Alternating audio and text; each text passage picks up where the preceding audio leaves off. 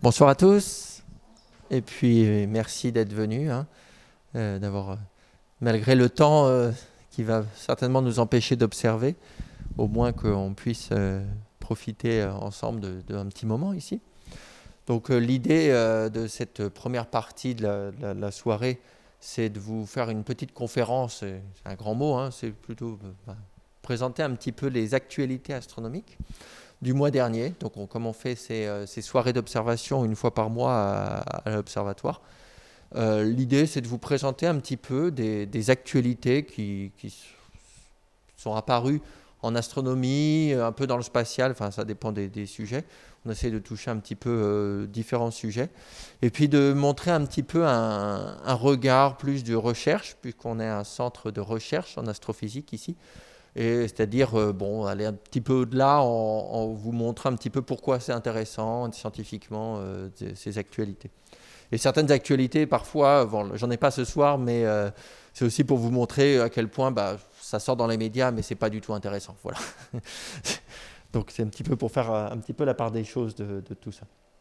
Donc je suis moi-même astronome à l'Observatoire de Lyon. Et donc au sommaire ce soir, ce que je vous propose, donc je vous ai concocté ce petit programme. On va parler brièvement du télescope spatial Hubble, qui a eu quelques déboires, mais ouf, on verra pourquoi. Je vais parler très rapidement d'une comète géante qui est en train de foncer dans le système solaire. Destination Vénus. Voilà, il y a eu pas mal d'actualités à propos de Vénus, on verra ça. Et Bételgeuse, enfin quelques explications. Donc je suis désolé, tous ces titres sont un peu mystérieux peut-être. Et enfin, la supernova qui reviendra dans le futur. Voilà. Est-ce que vous avez entendu parler d'un ou de ces sujets, par hasard? Rien du tout? Est-ce qu'il y a des mots qui vous... On a déjà parlé avec monsieur au fond, au début de séance. Bon, voilà, vous allez découvrir un petit peu. Le télescope spatial Hubble, premier sujet. Donc le télescope spatial Hubble, c'est un télescope qui est, comme son nom l'indique, dans l'espace. Il est en train d'observer le ciel depuis les années 90, où on avait été mis en place. S'il y en a qui se rappellent, il avait eu quelques déboires au tout début où il était un peu myope. On a été obligé de le corriger, de lui mettre comme des lentilles de contact, des corrections. Mais depuis plus de 30 ans, il opère, il fait des observations astronomiques et des observations très très très importantes pour nous. On verra d'ailleurs à la fin une des dernières actualités qui utilise des observations prises par le télescope Hubble. Donc il nous fait des images de très bonne qualité puisqu'il est dans l'espace. Mais il était fabriqué, il était construit, la taille est faite pour rentrer dans une navette spatiale américaine. Donc son orbite est calée sur l'orbite atteignable par la navette spatiale. Et la taille rentre exactement dans la soute de la navette spatiale américaine. C'est vraiment fait pour. Ils sont ensemble conçus pour. Et depuis le 13 juin, il a eu une grosse panne d'ordinateur. Et je vous ai parlé de navettes, et ça fait depuis quand même plusieurs années maintenant que les navettes, il n'y en a plus. C'est-à-dire qu'elles n'ont plus l'habilitation pour partir.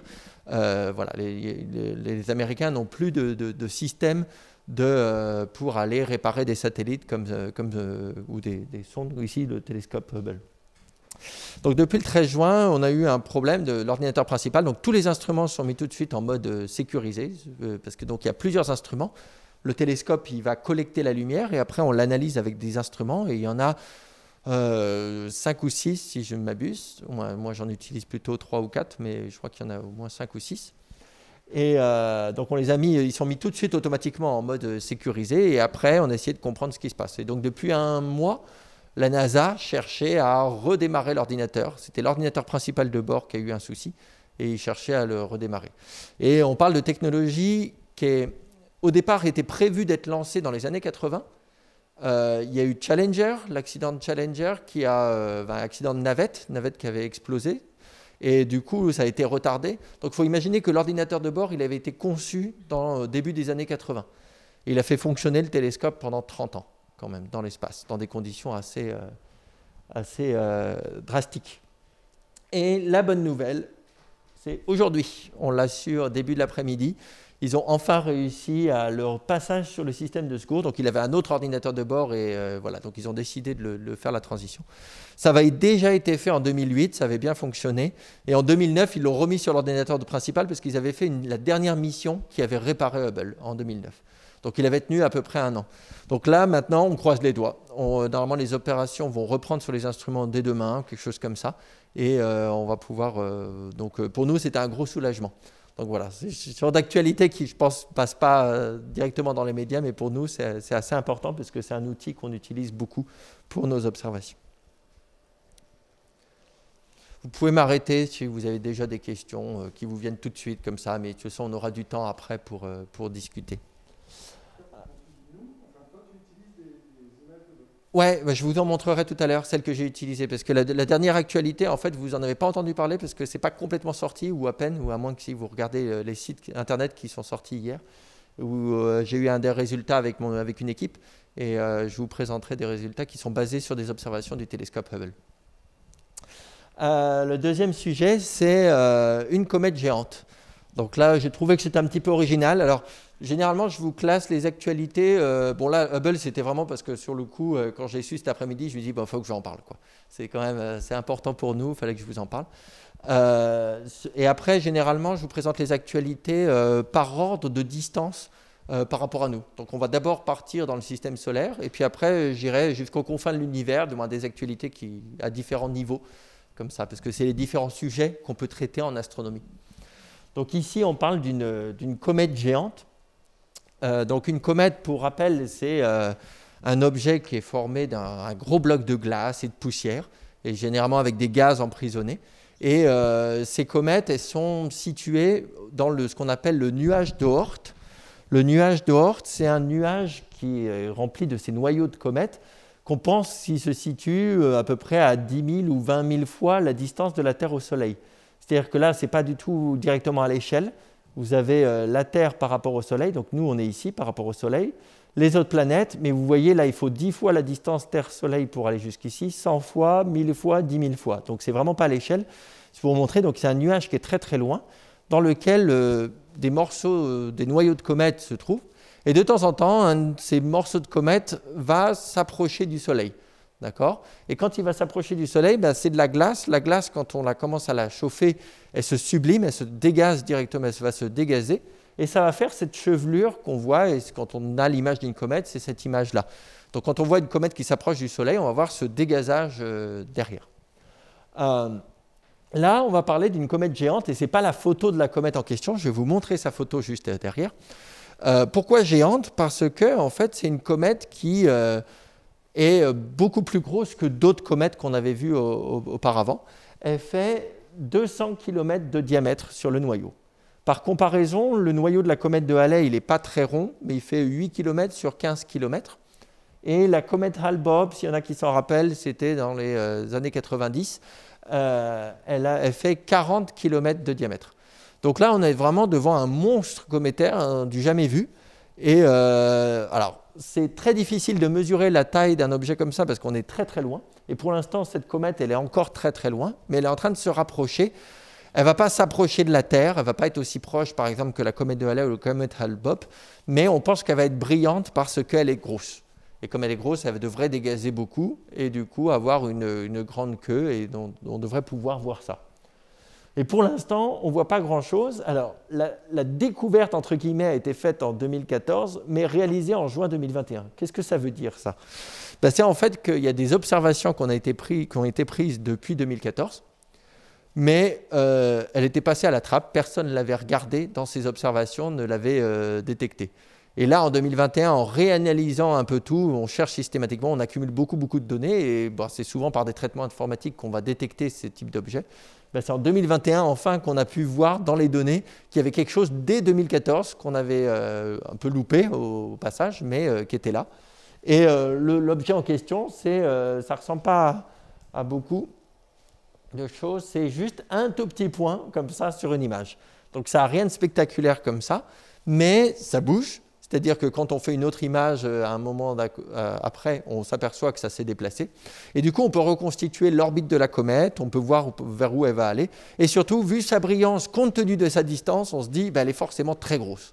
Donc là, c'est des modèles qui nous disent ça, mais ils nous disent que par rapport à d'autres comètes, on est vraiment devant une comète géante qu'on n'a jamais vue. Donc ça va être très intéressant pour comprendre comment ces objets... c'est toujours bien d'avoir des objets de différentes tailles pour pouvoir les comparer, des petites comètes, des grosses comètes, et on peut voir un petit peu plus comment ces objets sont formés, parce que ces comètes, elles datent... C'est de la matière qui vient du début du système solaire, qui est restée là dans le nuage de Oort depuis longtemps. Donc on pense que les comètes emprisonnent de la matière très primitive par rapport au système solaire. Et ça, c'est important pour comprendre comment, par exemple, l'eau est arrivée sur Terre. Une des parties des raisons pour lesquelles il y a de l'eau sur Terre, on pense que c'est des comètes qui sont venues s'écraser sur Terre, comme c'est des morceaux de glace. Ils auraient apporté une grande quantité d'eau à la surface de la Terre. Alors pour la petite histoire ici, la comète, son orbite, elle est assez allongée, elliptique, ici. Et nous, on est dans le cercle bleu, même pas le cercle rouge, hein, le tout petit cercle bleu. Donc elle va passer quand même très loin, elle va passer au-delà de l'orbite de Saturne. Donc vous avez les planètes avec Jupiter et Saturne qui sont déjà assez loin. Donc elle ne va pas vraiment passer très près de nous, mais c'est simplement qu'elle est très très grosse, et c'est ça qui est très intéressant pour son étude. Alors, elle va passer en 2030 au plus proche. Pour l'instant, elle est là. Voilà. Donc, on la suit. Du coup, depuis 2014, on n'avait pas forcément vu, mais maintenant, on a reconstitué l'orbite. Et en 2030, elle va passer au plus près, oui, du Soleil. Alors, elle pourrait changer de direction si elle s'approche trop près d'un autre objet. Il faut qu'il y ait un autre objet qui se passe vraiment pas loin et qui lui donne une petite pichenette ou quelque chose pour la modifier son orbite. On sait que ça arrive dans certains cas. Par exemple, il y a beaucoup de comètes qui vont finalement tomber sur le Soleil. On en voit de temps en temps des toutes petites comètes qui vont arriver et plonger dans le Soleil parce qu'au bout d'un moment, à force de s'approcher, elles se brûlent et puis elles tombent directement dessus. Et on a vu aussi par le passé des comètes tomber sur Jupiter aussi. Voilà, donc on sait que Jupiter a tendance aussi à nous protéger quelque part, protéger le centre du système solaire, parce que les comètes vont avoir tendance à plus s'écraser sur Jupiter ou Saturne, qui sont des grosses planètes, ou sur le Soleil, plutôt que d'aller sur Terre.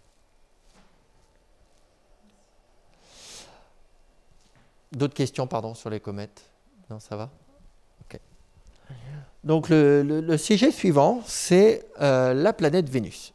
Donc, pour rappel, ce n'est pas à l'échelle ici non plus comme tout à l'heure, mais c'est juste pour rappeler, donc on a le Soleil, et Vénus, c'est la deuxième planète dans l'ordre par rapport au Soleil. Donc, on a Mercure, Vénus, la Terre et la Lune, Mars et Jupiter, ici sur cette image. Donc ici, on parle de Vénus. Et pourquoi je vous en parle ce mois-ci, c'est qu'il y a eu 3 nouvelles annonces, donc 2 simultanées, une par la NASA, une par l'Agence spatiale européenne, comme quoi il va y avoir du coup 3 missions qui vont partir prochainement, dans les prochaines années, à destination de Vénus. Et ça fait beaucoup. C'est d'un seul coup, il y a un espèce de regain d'activité et beaucoup de missions scientifiques qui vont partir sur Vénus. Donc je vais vous en parler un petit peu. Donc la première, elle s'appelle Veritas, la deuxième Da Vinci Plus et Envision. Donc ces deux-là sont de l'émission de la NASA et des missions ici de l'Agence spatiale européenne. Alors, ça peut vraiment paraître étrange, surtout à 8 jours d'intervalle, de parler comme ça. On a l'impression qu'il y a une énorme compétition. Et en fait, quand on regarde dans le détail, c'est beaucoup plus complexe que ça. Évidemment, tout le monde est au courant de ce qui va se passer derrière.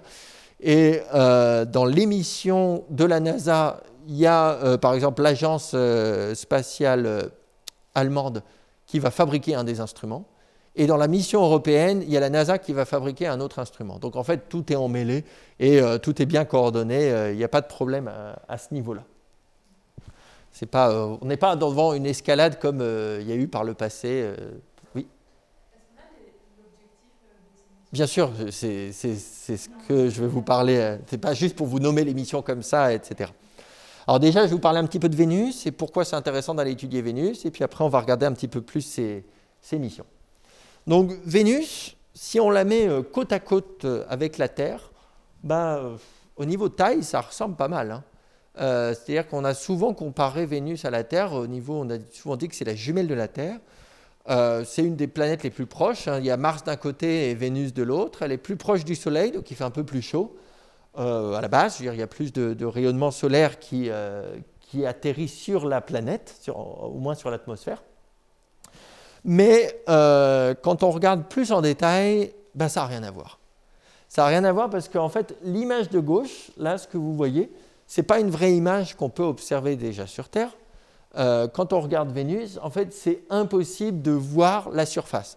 Donc ça, c'est une image de la surface, mais qu'on a été reconstituée avec des fausses couleurs, avec des images radar, parce que le seul moyen d'aller voir la surface, c'est de le faire à distance en envoyant un signal radar et écoutant les échos pour pouvoir reconstituer l'altitude. En effet, si on montre une véritable image de Vénus, on voit essentiellement son atmosphère.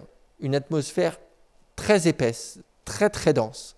C'est très très lourd comme atmosphère. Et au niveau, voilà, c'est une atmosphère qui est essentiellement composée d'azote comme sur Terre, mais surtout de gaz carbonique. Et le gaz carbonique, donc là je ne vous l'apprends pas, c'est un des éléments qui fait un effet de serre extrêmement important. Et ça va avoir des conséquences énormes qui font toute la différence entre la Terre et Vénus. Si je vous montre une petite courbe, bon, on a commencé à regarder pas mal de courbes pendant les pandémies, mais ici on parle d'une courbe de température. Donc on est en train de regarder en fonction de l'altitude, donc ça c'est à la surface de Vénus et dans la haute atmosphère de Vénus, quelle est la température en degrés Celsius. Et vous voyez qu'il y a des variations extrêmes. Et au sol, il fait combien? 500 degrés. 500 degrés au sol, d'accord? Donc c'est extrêmement chaud. Et la pression, surtout, la pression atmosphérique que vous recevez au sol de Vénus, c'est 90 fois la pression de l'atmosphère terrestre, 90 bars. Donc là, votre petite station météo, voilà, ça ne tient pas. Hein. Va pas faire long feu. En plus de ça, vous avez des épaisses couches de l'atmosphère qui contiennent notamment de l'acide sulfurique. Donc il pleut constamment de l'acide sulfurique dans l'atmosphère de Vénus. Bon là, juste pour résumer, c'est invivable, inhospitalier, tout ce que vous voulez. Ce qui est intéressant à voir, c'est qu'il y a cette couche limite ici à 50 km où on se dit, tiens, c'est intéressant, on est à 1 bar, une atmosphère terrestre, une température autour de 0 degré. Hein. Bon, c'est pas, on arrive à vivre à 0 degré, hein, on s'habille un petit peu. Donc si ce n'était pas pour l'acide sulfurique, on se dirait, tiens, on pourrait être en train de flotter dans l'atmosphère de Vénus à une pression de 1 bar, ça pourrait fonctionner. Et en fait, finalement, c'est intéressant de penser que cette limite-là, c'est une des zones où les conditions les plus proches des conditions terrestres existent dans le système solaire. Voilà. Bon, pas au sol, clairement pas au sol, mais à ce niveau-là, pourquoi pas. Et du coup, ça veut dire que peut-être qu'il faudrait rechercher si la vie pourrait exister dans l'atmosphère de Vénus, dans cette zone-là. Ça pourrait être une zone au moins où on pourrait chercher des biomarqueurs, ce qu'on appelle des indices peut-être de formes de vie par le passé ou maintenant. Néanmoins, c'est quand même très très compliqué à cause de ces conditions-là d'envoyer le moindre objet sur Vénus. Une température de 500 degrés, il faut penser qu'il y a plein de métaux qui commencent à fondre. C'est au-delà de la température de fusion du plomb, du zinc et de l'étain. Donc en fait, c'est très compliqué. Il faut envoyer des matériaux hyper résistants. Et puis 90 bars aussi, c'est quand même une pression très très importante. Ça veut dire que les missions sur Vénus, les premières ont eu vraiment du mal. Il y a eu plusieurs missions par le passé, donc juste très rapidement une petite historique de ce qui s'est passé par le passé. Les premiers à avoir pu aller sur Vénus, s'approcher de Vénus, c'est les missions qu'on appelle Venera. Donc Venera 1, Venera 2, etc., jusqu'à Venera 13 de l'URSS. Donc c'était les sondes russes qui ont été jusqu'à se poser à la surface. C'est les seuls qui ont pu nous envoyer une photo, une vraie photo, à la surface, juste avant que la sonde commence à s'arrêter de fonctionner, parce que dans les conditions où elle était. D'autres missions américaines, Mariner 2 et Pioneer Vénus de la NASA, ont soit survolé, sont approchés, ont essayé de prendre aussi des photos. La mission qui a fait le plus de détails, je dirais, qui nous a vraiment fait un bond sur notre connaissance de Vénus, c'est la sonde Magellan. Entre 90 et 94, elle a resté à prendre des photos et surtout des mesures radar. Et l'image radar que je vous ai montrée avant, c'était faite par la sonde Magellan. D'autres missions, donc russes et Agence spatiale européenne, sont encore approchées de l'atmosphère entre 2006 et 2014. Et en ce moment, depuis 2015, en fait, il y a une sonde qui s'est mal positionnée sur Vénus. En fait, elle avait un peu raté son arrivée sur Vénus. Donc, elle est sur une orbite un peu elliptique, c'est-à-dire qu'elle s'approche de Vénus, mais pas trop près. Elle s'éloigne beaucoup, elle revient près. Enfin, c'est un petit peu bizarre. Ils ont réussi à rectifier le tir pour avoir un petit peu des images, mais sinon, c'est la sonde japonaise, qui veut dire aube, soleil levant en japonais, Akatsuki. Donc, qu'est-ce que toutes ces sondes, où est-ce qu'on en est de l'état des connaissances sur Vénus? Donc, on a cette grosse différence qu'il y a par rapport à la Terre, et c'est une des grandes questions pour comprendre. Est-ce que les conditions aussi inhospitalières de Vénus sont uniquement dues à l'effet de serre? Est-ce que par le passé, l'effet de serre il était moins fort et c'est simplement une image de ce que la Terre pourrait éventuellement devenir si on ne fait rien et s'il y a un emballement de l'effet de serre? C'est des grandes questions comme ça qu'on peut se poser en regardant une planète qui ressemble tellement à la Terre mais qui est si différente. Donc on va chercher à connaître l'histoire géologique et atmosphérique de Vénus. Et donc voilà, pourquoi tant de différences entre ces deux planètes? On pense qu'il y a du volcanisme sur Vénus, mais on sait qu'il n'y a pas de tectonique des plaques. Il n'y a pas de plaques comme sur Terre, où vous avez des plaques qui vont frotter et former des zones de subduction, par exemple, ou des dorsales océaniques, et donc et faire du volcanisme. Donc sur Vénus, s'il y a du volcanisme, c'est uniquement sous la forme de ce qu'on appelle des points chauds, des zones de résurgence locale de magma. Donc il faut essayer de comprendre un petit peu pourquoi, comment ça peut se faire, avec ces niveaux de pression aussi. Enfin, voilà. Et récemment, mais alors là c'est un sujet extrêmement débattu, il y a eu donc en septembre l'an dernier, il y a eu un article qui a commencé à dire eh bien on a détecté de la phosphine sur Vénus. Alors juste pour la petite histoire, qu'est-ce que c'est la phosphine? C'est une molécule qui est représentée ici, qui a un atome de phosphore, 3 atomes d'hydrogène. C'est une molécule qui a l'air assez simple, mais sur Terre, en tout cas, c'est impossible de le trouver directement à l'état naturel, sauf de la décomposition par des bactéries qui va produire cet élément. C'est-à-dire que le phosphore, on l'a dans les corps humains et dans les animaux, etc. Et du coup, pour fabriquer cette phosphine, c'est de la décomposition d'animaux, par exemple, par des bactéries qui produiraient cette phosphine. Mais cette détection a depuis été pas mal remise en doute. Il y a eu beaucoup de débats dans la communauté. Néanmoins, on pense que un peu le buzz qu'il y a eu au niveau de la phosphine a certainement influencé la sélection de ces 3 missions pour aller sur Vénus. Bon, en tout cas, Vénus, ça va être vraiment la star de toutes ces 3 missions dans les prochaines années. Donc, on va apprendre beaucoup de choses et essayer de répondre à ces grandes questions qui restent des grandes questions en général sur la comparaison avec la Terre. Donc, juste un petit peu de détails sur les instruments. Je ne vais pas rentrer dans trop de détails, mais donc la première mission Veritas. Donc, ça veut dire Venus Emissivity, Radio Science, INSAR, Topographie and Spectroscopy. C'est beaucoup de choses différentes, des mots complexes. Juste pour résumer, c'est un orbiteur qui va aller regarder l'atmosphère de Vénus et regarder aussi dans certaines couleurs spécifiques, donc dans des zones du spectre de la lumière, des zones très spécifiques, il va aller observer l'émission du sol qui peut traverser les nuages. Les nuages sont en général opaques à beaucoup de couleurs. C'est quasiment impossible qu'il y ait de la lumière du soleil qui arrive au sol presque, tellement les nuages sont épais et on n'arrive pas à avoir de lumière. Mais il y a certaines zones où on peut traverser, on a un peu plus de transparence, disons, et du coup on peut aller regarder le sol par ces couleurs-là pour aller étudier la surface. C'est le principe du coup de cet instrument principal. Il y a 2 instruments, il y a un radar, j'en parlais après, mais surtout ce VEM, Venus Emissivity Mapper, c'est une grosse caméra qui va aller regarder dans certaines couleurs très spécifiques l'émission du sol. Et pour pouvoir, donc c'est des bandes spectrales atmosphériques semi-transparentes, pour détecter de la vapeur d'eau éventuelle et de l'activité volcanique. Donc en regardant une vision générale, on essaye de repérer est-ce qu'il y a des points chauds, est-ce qu'il y a des choses qui bougent au cours du temps, d'accord ? Et puis surtout la présence d'eau. On se demande si par le passé, Vénus n'a pas eu des océans qui sont après dégazés et retournés dans l'atmosphère. Et il y aurait peut-être des traces du coup de cette vapeur d'eau dans l'atmosphère. Donc on cherche un petit peu ça. Ou emprisonnée et rejaillie au niveau des volcans. Voilà, ça peut être une autre possibilité. Le radar, donc ça va être un radar qui est assez précis. Il va faire une topographie. Donc ça, c'est l'image radar que nous a donnée la sonde Magellan, en regardant un petit peu plus, avec certaines montagnes. Mais en gros, tout ça, c'est des montagnes qui sont à très très grande échelle, qui font déjà plusieurs kilomètres.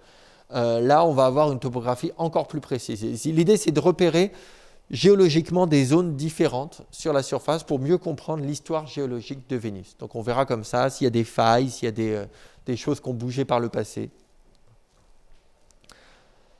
La deuxième sonde, elle s'appelle DaVinci+. Alors là encore, ils ont été chercher un acronyme assez complexe. Deep Atmosphere Venus Investigation of Noble Gases, Chemistry and Imaging. En gros, ici, on parle d'un atterrisseur. On va larguer une sonde dans l'atmosphère. Et là, non pas un orbiteur qui va rester très très longtemps à prendre des photos continuellement, à étudier l'atmosphère, etc. Là, c'est une mission qui va durer 63 minutes. Donc on fait tout un voyage pour aller sur Vénus et en 63 minutes, c'est fini. Mais c'est des données extrêmement importantes parce que, comme je vous disais, les conditions sur place sont tellement difficiles. On ne peut pas faire tenir une sonde très très longtemps. Donc on va essayer de récupérer au maximum l'information, prendre des prélèvements dans l'atmosphère et faire des mesures en cours de route, renvoyer ça à un petit orbiteur qui écoute simplement, qui est là pour récupérer les données et transférer ça sur Terre. Et du coup, les questions qu'on va chercher, c'est l'histoire précise de l'atmosphère de Vénus, faire des prélèvements à différents niveaux de l'atmosphère.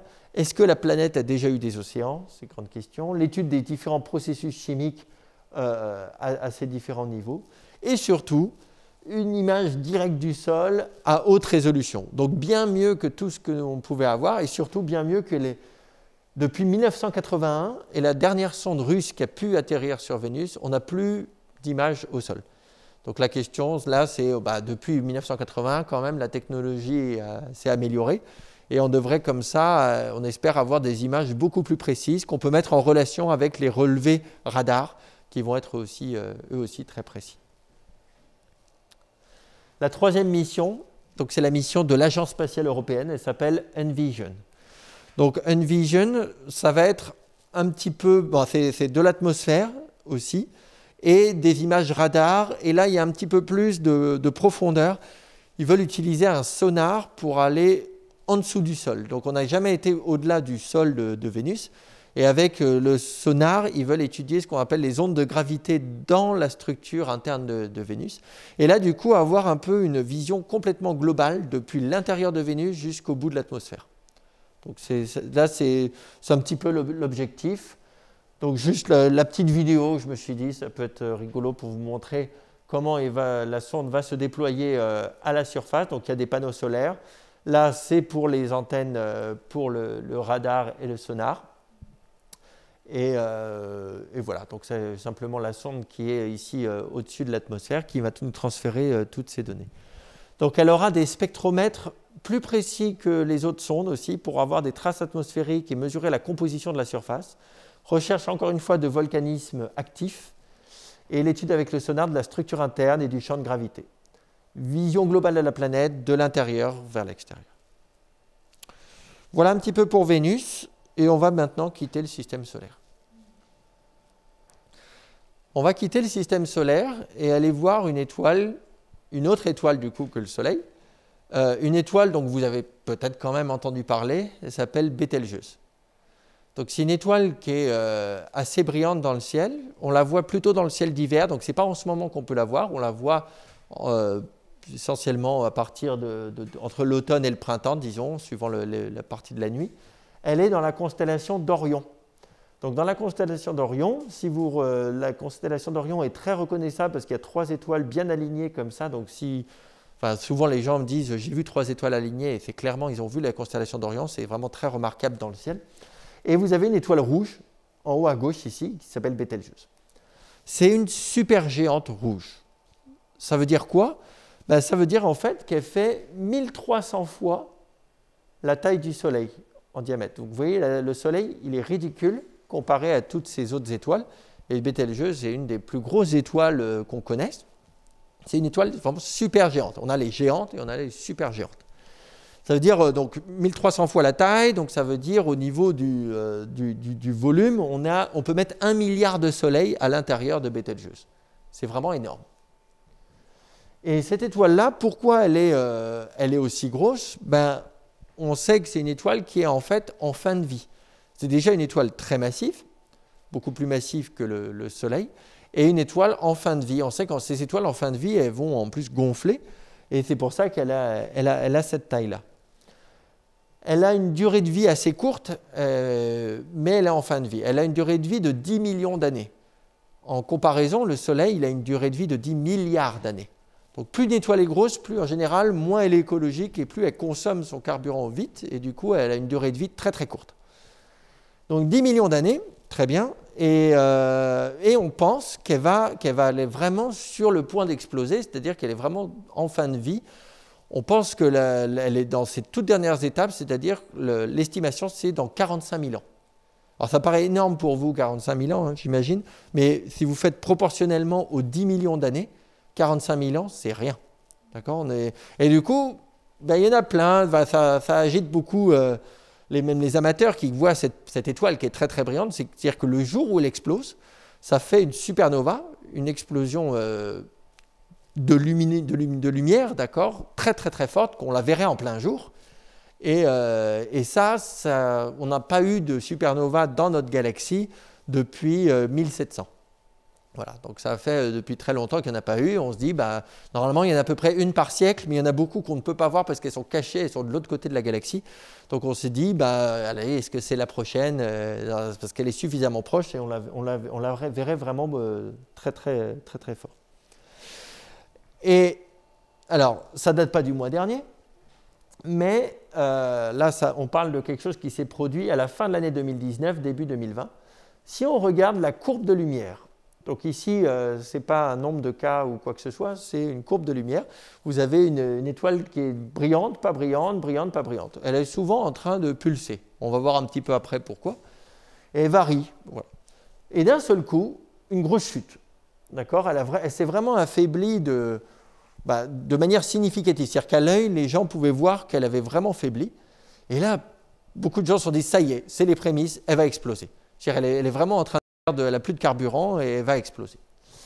Et on a attendu, il y a eu d'un seul coup beaucoup d'observations qui ont été faites. Vous voyez, le nombre de points est très très grand ici. Et après, c'est reparti.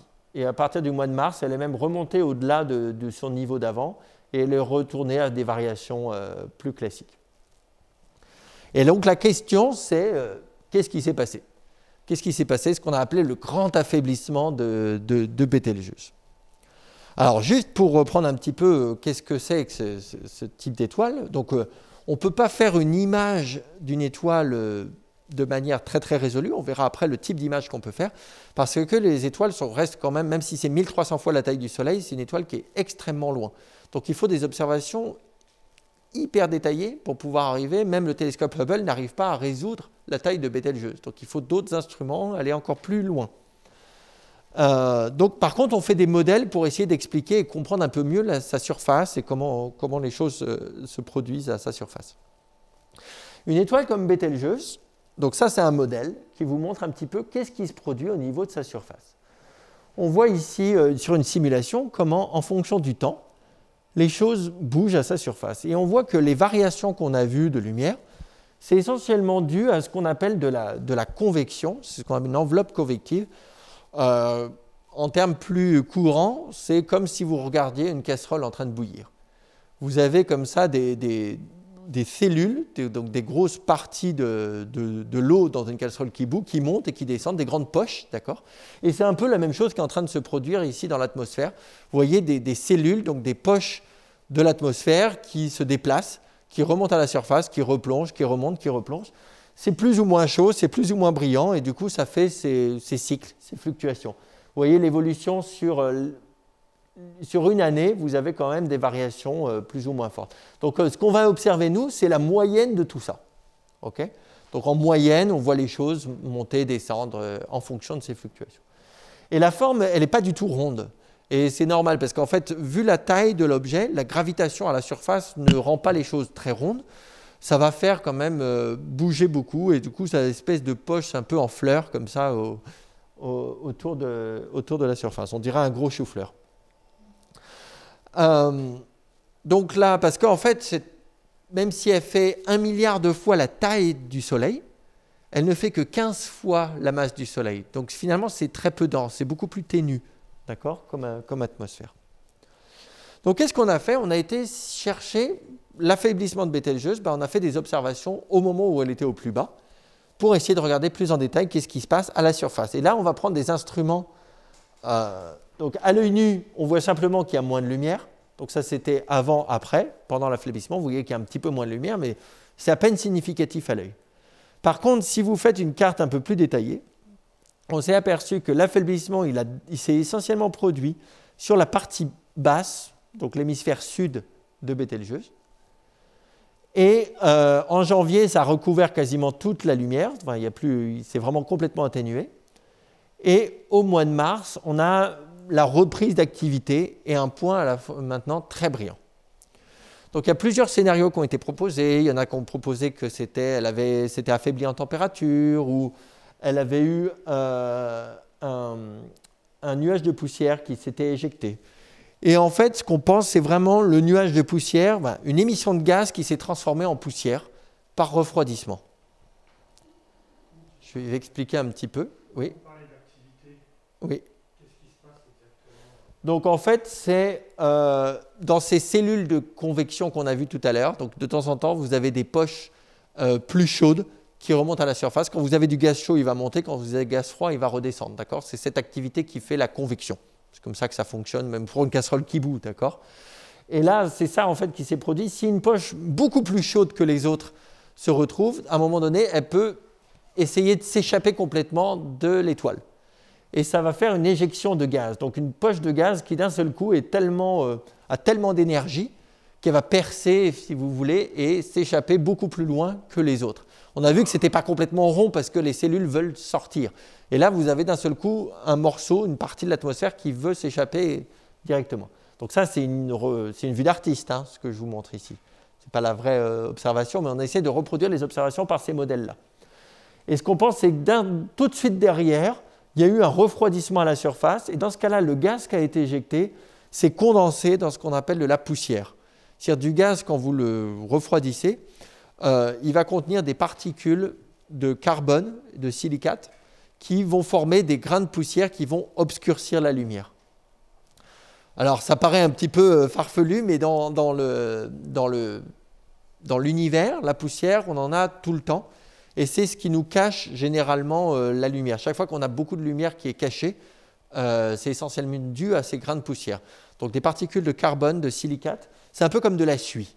D'accord ? On utilise le terme poussière, ce terme aussi qu'on utilise en anglais. Il ne faut pas penser à la poussière que vous avez chez vous, mais plutôt à de la suie, d'accord ? Quelque chose de plutôt sombre qui va cacher la lumière. Et si du coup cette poche de gaz s'est condensée en forme de suie et que nous, on est finalement dans cette direction-là, qu'est-ce qu'on verrait ? On verrait la poche de suie qui va nous masquer une partie de Bételgeuse. Bételgeuse est toujours là, c'est juste qu'elle nous est cachée par cette poche de suie. Donc on pense que c'est ça qui s'est produit. Ça ne nous dit rien sur quand Bételgeuse va exploser davantage. Par contre, on a compris davantage de choses sur comment ce type d'étoile va éjecter de la matière interstellaire, de la poussière d'étoiles. Et ça, c'est très intéressant parce que ces poches de matière interstellaire qui sont éjectées par les étoiles, on sait que c'est comme ça que les étoiles vont après former de nouveaux nuages et former de nouvelles étoiles. En fait, ce gaz et ces poussières qui sont condensées pourraient par la suite s'agglutiner et former de nouvelles étoiles, voire des planètes.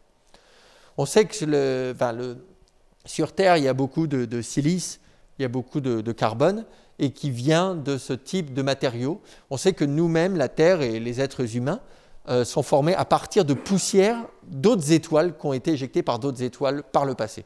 D'autres étoiles que le Soleil. Avant que le Soleil soit né, il y avait ce matériau-là qui existait. Et on ne peut pas le fabriquer autrement. Il n'était pas là au début de l'histoire de l'univers, c'est forcément dans les étoiles qu'il a été fabriqué et il a été éjecté. Et là, on est en train de voir un mécanisme d'éjection de poussière. Et c'est ça qui est finalement intéressant. Ce n'est pas l'explosion de Bételgeuse qui va arriver. On ne sait pas exactement quand. On pense toujours dans 45 000 ans à peu près. Mais voilà. Ça va? On va faire le dernier sujet. Donc le dernier sujet, je vais vous parler d'une supernova. Une supernova un petit peu bizarre puisque c'est un lien un peu retour vers le futur. Alors ce n'est pas moi qui ai donné ce mot-là, je vous expliquerai après. Donc une supernova, c'est l'explosion lumineuse d'une étoile. Une étoile qui d'un seul coup devient extrêmement lumineuse, nous fait un flash lumineux très très important. Donc on a déjà parlé de supernova en parlant de Bételgeuse, parce que une étoile en fin de vie, par exemple Bételgeuse, ferait une supernova. On en connaît des supernovas. Dans notre galaxie, comme je vous ai dit, il n'y en avait pas eu depuis à peu près 1700. On voit les restes des étoiles qui ont formé des supernovas, c'est parce qu'ils ont éjecté une grosse partie de leur atmosphère et ça fait des grosses bulles de gaz qui entourent un résidu d'étoiles. Un autre cas, c'est ce qu'on appelle une naine blanche, un objet très compact, de la matière très condensée.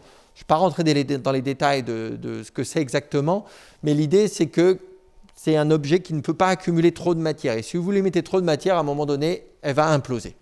Et ça va faire encore un autre type de supernova. Comment on regarde une supernova sur Terre? Dans notre galaxie, on n'en voit plus depuis longtemps. Enfin, on n'en a pas encore vu depuis longtemps. Par contre, dans d'autres galaxies, des galaxies en dehors de la nôtre, qui sont remplies d'étoiles, là, on a une vision globale et on en connaît plein des galaxies. Donc, on les regarde et on peut voir apparaître une supernova dans une autre galaxie.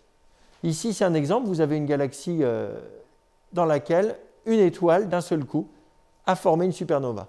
Et c'est tellement brillant, finalement, qu'à l'échelle d'une galaxie, on voit l'étoile d'un seul coup, plus brillante que toutes les autres dans la galaxie. Okay? Mais ça ne dure pas longtemps. Ça dure quelques dizaines de jours. Voilà. Et après, ça s'arrête. Et alors, du coup, pourquoi je vous parle de ça? Alors, on va partir de cette image. Sur cette image, vous voyez des galaxies. Des galaxies, la plupart sont un peu blanches. Toutes les taches que vous voyez ici, ce sont des galaxies. C'est pour ça que c'est intéressant d'aller regarder des galaxies, puisque là, vous avez autant de chances de voir des supernovas qu'il y a de galaxies. Vous prenez une image, vous suivez, et d'un seul coup, s'il y a une étoile qui va apparaître, d'un seul coup, dans une galaxie, c'est une supernova. Et là, on a mis en évidence une galaxie particulière qui est un petit peu orangée. Et elle a une forme un petit peu bizarre, d'ailleurs, on en a plusieurs. On voit un peu 3 grands arcs. C'est un phénomène un petit peu bizarre qui est en train de se produire ici. C'est un mirage. En fait, il n'y a qu'une seule galaxie orange qui nous fait 3 images différentes. Ce phénomène, on l'appelle l'effet de l'antigravitationnel. Pourquoi? Parce qu'on peut le reproduire par une lentille en verre. Vous voyez mon visage qui se fait déformer? Vous arrivez à voir un peu?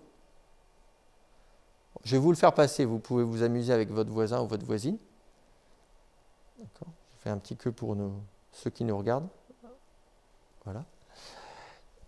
Ici, donc, quand je vais vous faire passer une grille régulière que vous pouvez regarder au travers de la lentille et vous verrez le type de déformation. Tiens, Alexandre. Merci. Ça va produire des déformations qui ressemblent à ce type d'observation, comme celle qui est sur l'écran, mais je vous la fais passer juste pour comparaison. Vous avez des grands arcs qui vont se produire. C'est en fait des galaxies qui sont normalement rondes, mais dont la lumière s'est fait étirer par cet effet-là. Comment ça se produit? Ça se produit en fait chaque fois que vous avez une très grande masse dans l'univers. La relativité générale d'Einstein nous prédit que chaque fois que vous avez une énorme masse dans l'univers, une énorme masse va déformer l'espace autour d'elle. Donc si vous avez une très grosse galaxie, et là vous avez des très grosses galaxies dans ces images, elles vont déformer l'espace, et du coup la lumière qui passe autour de ces galaxies, donc la lumière qui vient de derrière, va se retrouver déviée, courbée, comme déformée par une lentille en verre qui fait à peu près le même type de phénomène, même si ce n'est pas du tout la même physique derrière. Okay? C'est juste une illustration. La forme de l'objet que je vous fais passer ressemble à un pied de verre à vin. D'ailleurs, vous pouvez vous amuser si vous avez un dîner et vous ne savez pas trop quoi faire. Vous pouvez prendre un pied de verre à vin et déformer encore votre voisin, votre voisine, par effet de lentille gravitationnelle. Qu'est-ce que ça va faire en vrai? Donc imaginons, vous avez une galaxie qui nous envoie des rayons lumineux vers la Terre. Et entre cette galaxie et vous, vous rajoutez une énorme masse. Et ici, c'est un amas de galaxies. Une très très grosse structure dans l'univers. Les rayons lumineux vont être déformés, tellement déformés que vous allez produire, et vous pouvez le faire avec la lentille en verre, plusieurs images de la même galaxie. Ici, vous avez sur cette photo un grand arc, et vous avez aussi, par exemple, ce petit point et ce petit point, c'est la même galaxie. Alors vous allez me dire comment je le sais, je peux mesurer, et donc ça fait partie de mon travail, en fait, c'est ma spécialité de faire ce type d'études, que cette galaxie et cette galaxie sont en fait une seule et même galaxie. Ce sont deux images de la même galaxie. La lumière a simplement pris deux chemins pour venir jusqu'à nous. Voilà, donc c'est un petit peu étrange comme ça, mais... Donc le deuxième effet qui se coule de l'effet de lentille gravitationnelle, c'est que les rayons lumineux, ici on va lancer des rayons lumineux à gauche et à droite, mais là j'ai rajouté une très grosse masse au milieu. Et on va voir ce qui va se produire sur les rayons lumineux. Vous avez des rayons lumineux qui passent dans toutes les directions ici, pareil ici, seulement ceux qui arrivent près de la masse vont se retrouver déviés et surtout ralentis. Si vous regardez la vidéo, vous voyez qu'ils sont freinés par la masse. La lumière n'aime pas du tout aller à proximité d'une masse, va se retrouver ralentie. Okay? Ça va faire du coup un décalage temporel, c'est-à-dire que les deux images ou les trois images qui vont se produire d'une même galaxie vont arriver à des instants différents sur un observateur. Parce que la déformation de l'espace, c'est aussi une déformation du temps. Et le fait de déformer l'espace aussi fortement, ça veut dire que vous ralentissez le temps très fortement également. Revenons à notre image. J'ai zoomé un petit peu. Et on voit donc très bien trois images ici de la même galaxie. Vous avez le cœur de la galaxie, les parties extérieures de la galaxie. Sur celle-ci, juste le phénomène de l'antigravitationnel, tout va bien. Le décalage temporel, en théorie, il est là, mais on ne le voit pas parce que les galaxies ne vont pas bouger aussi rapidement. Le décalage temporel que vous avez entre deux images comme ça, il est de l'ordre de la centaine de jours. Okay? Mais sur une centaine de jours, une galaxie ne va quasiment pas bouger. Par contre, si jamais il y a une supernova dans la galaxie, elle va rester qu'une dizaine de jours, une vingtaine de jours, ce que je vous disais. Donc vous allez la voir apparaître sur une image et vous allez voir l'image décalée sur une autre image de la même galaxie. Et c'est ce que vous allez voir là maintenant. Est-ce que vous avez vu apparaître quelque chose sur les images? Je voulais faire clignoter pour que vous voyez bien. Essayez de repérer. Donc là, ça clignote. Est-ce que vous voyez les images de la supernova? Repérez bien, je vais vous les encercler comme ça, vous êtes sûr d'avoir vu les mêmes. Il y en a trois. On voit une image ici, une image là, une image là. Elle n'était pas là auparavant. En fait, on a pris des images en 2016 et des images en 2019 de la même région, de la zone de masse, et on a vu derrière cette galaxie qu'on connaissait, qui faisait 4 images essentiellement, nous montrer 3 images d'une supernova. Donc ici, je les ai numérotées, SN1, SN2, SN3. En fait, on a une image de la galaxie H1 ici, une image de la galaxie H2 ici, une image de la galaxie H3 ici. Et vous avez SN1, SN2, SN3. Et ici, des zooms. On voit bien du coup qu'elles n'étaient pas là en 2019 alors qu'elles étaient là en 2016. Donc la supernova est apparue autour de 2016. Et d'ailleurs, vous voyez, la couleur a changé. Pourquoi la couleur a changé? Parce qu'il y a eu ce décalage temporel et on a pris des images dans des filtres différents. Et donc la couleur de la supernova va varier au cours du temps. Voilà, ça rajoute un peu de complexité. Mais on arrive à s'en sortir, on fait un modèle et on montre que la mesure du décalage temporel correspond bien à ce qu'on s'attend. Mais il nous reste une image là. D'accord? Et bien cette image, on s'attend à ce que la supernova apparaisse à cet endroit-là, mais dans 20 ans. Donc si on reste là avec le télescope dans 20 ans, on va surveiller, et bien on devrait voir apparaître la supernova. C'est pour ça qu'on dit il y a un côté retour vers le futur. C'est pas moi qui dis ça, hein, c'est Ciel et Espace qui a mis ça dans son article parce que je trouvais que c'était intéressant. C'est parce que là, on peut vraiment anticiper quelque chose. On peut voir le passé dans le futur, si vous voulez. C'est un événement qui s'est produit il y a très très longtemps au niveau de la supernova. Le temps que la lumière vienne jusqu'à nous, il y a déjà pris des milliards d'années, plus ou moins 20 ans, suivant le chemin qu'a pris la lumière pour venir jusqu'à nous. Sur une image, elle arrivait à un moment donné, et 20 ans plus tard, elle arrivera d'un autre côté. Et là, on peut être là à attendre avec nos télescopes, et on peut voir une supernova avant qu'elle explose. Et surveiller, on sait qu'on la verra apparaître. Donc voilà, c'était un petit peu un truc original. Donc j'ai travaillé sur cette étude, et alors je ne l'ai pas mentionné, mais ces images sont prises par le télescope Hubble, justement. Donc c'est des images prises, elles sont en couleur parce qu'on a pris différents filtres, c'est des images à haute résolution. C'est grâce avec la résolution de Hubble qu'on arrive à voir la supernova, parce que sinon, c'est un tout petit point. Si on prenait des images au sol, on aurait beaucoup plus de mal à voir la supernova. On verrait une petite tache, mais ce sera beaucoup plus difficile. Et là, par exemple, on sait que l'ellipse que j'ai tracée ici, c'est l'ellipse qui vous dit à peu près où est-ce qu'elle va être. Donc, il faut qu'on cherche un petit peu là-dedans. On va chercher un petit point lumineux qui apparaît dans 20 ans, à ce moment-là. Bon, dans 20 ans, il n'y aura certainement plus le télescope Hubble, vu qu'il a déjà des déboires en ce moment. Il faut penser que dans 20 ans, ce sera trop difficile, je pense. Mais il y aura d'autres télescopes pour aller étudier tout ça. Voilà. Je vais m'arrêter là, j'ai beaucoup parlé, et je suis prêt à vous répondre à vos questions, discuter de choses et d'autres sur ces sujets ou d'autres. Merci.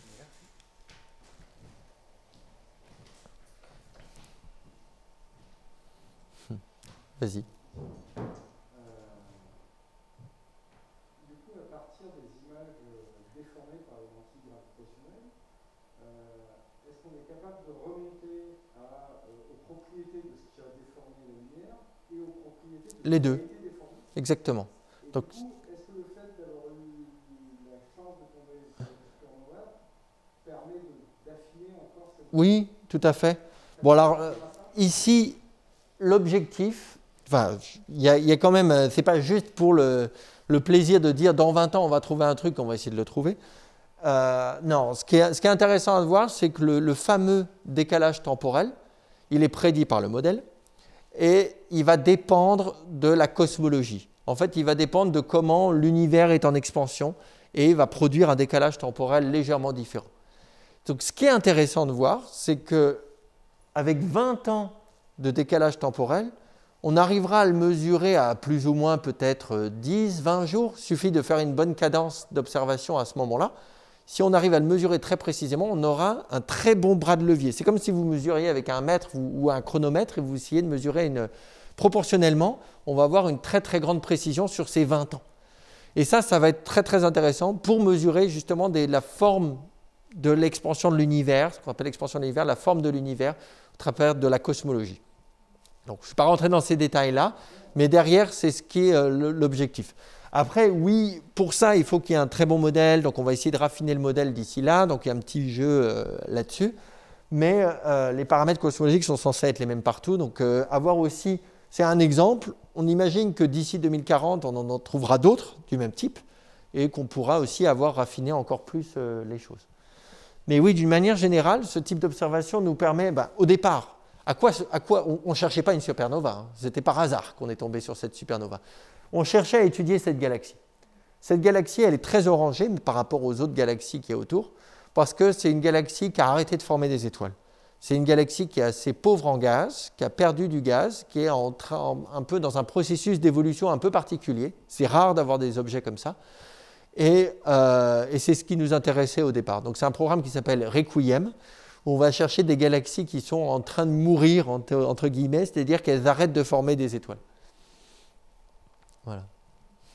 D'ailleurs, au début, on a nommé les 3 images de la supernova comme les premiers mots du Requiem, de la prière du Requiem. Benedictus, Sanctus, etc. Bon, c'était entre nous. Au final, on ne l'a pas choisi. Bon, on s'est dit, pour le programme Requiem, ça tombait bien. Voilà.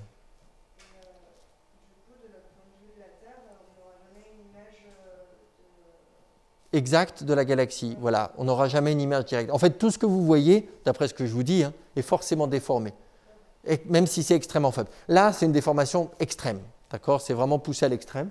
En réalité, du coup, je pourrais vous montrer, je fais des reconstructions de la vraie source, j'essaye d'imaginer par calcul comment est la vraie galaxie, parce que d'ailleurs, je peux combiner cette image-là, cette image-là, cette image-là, pour avoir 3 images et j'essaye de les coller entre elles. Voilà. Et ça montre que le modèle fonctionne bien.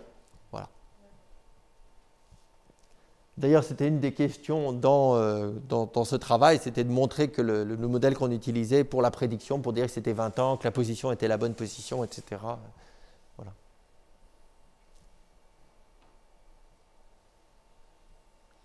L'énergie noire, elle n'a rien à voir là-dedans. Pardon?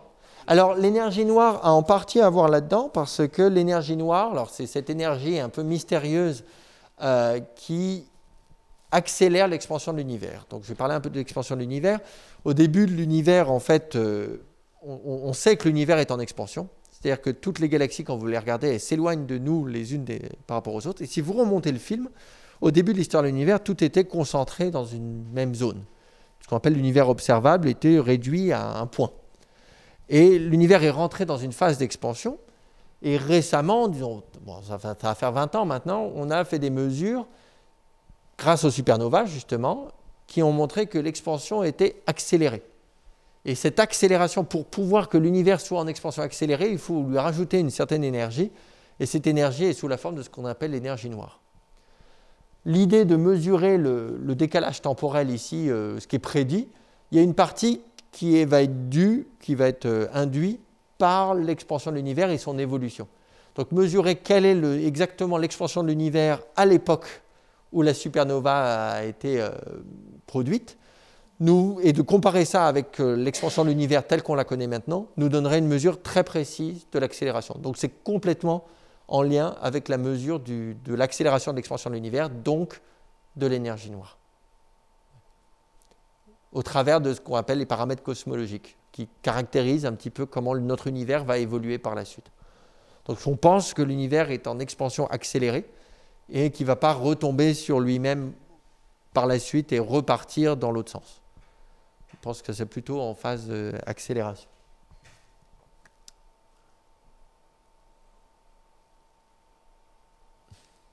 S'il n'y a pas d'autres questions, merci. Merci à vous.